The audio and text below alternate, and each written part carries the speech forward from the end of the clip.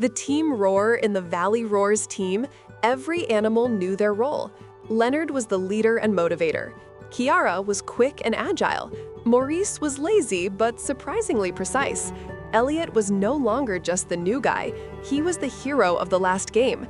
But there was one more teammate few ever mentioned, not because he wasn't respected, but because he preferred to stay in the background. A young bear named Milton. He came to every practice but never played in the games. He carried the balls, wrote down strategies, lined up the water bottles, and made sure no one forgot their laces or helmets. He was irreplaceable, behind the scenes. But when it came to actually playing, he always stepped back, as if his paws grew too heavy at the thought of standing in the spotlight. He was quiet, spoke softly and rarely. His voice was more like the rustle of autumn leaves than the roar of a beast. And so, he believed he wasn't fit for a game filled with noise, running, and shouting. Everything changed the day Leonard announced a new kind of training.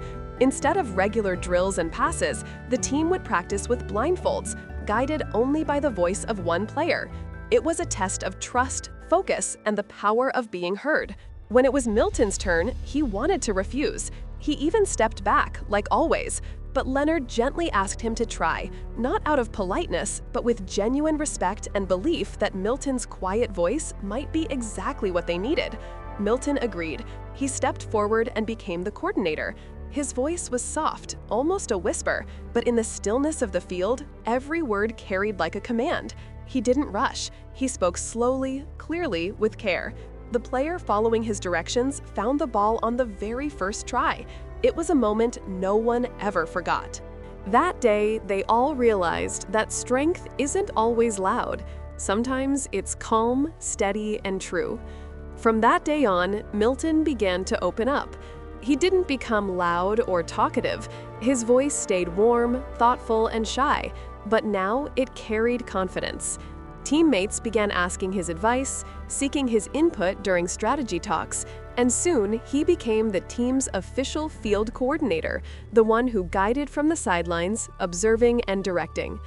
On the day of their first real match with Milton's voice in everyone's earpiece, no one doubted he would keep them grounded. He didn't shout, he simply spoke, and in his voice they heard not just directions, but care, steadiness, and a quiet strength the loudest players sometimes lack. When the team won, everyone knew it wasn't just about fast runs or perfect passes. It was a victory of the team's voice, quiet but strong. Moral of the story: sometimes the strongest voice isn't the one that shouts the loudest, but the one that speaks calmly, sincerely, and at the right moment. Being heard doesn't mean being noisy.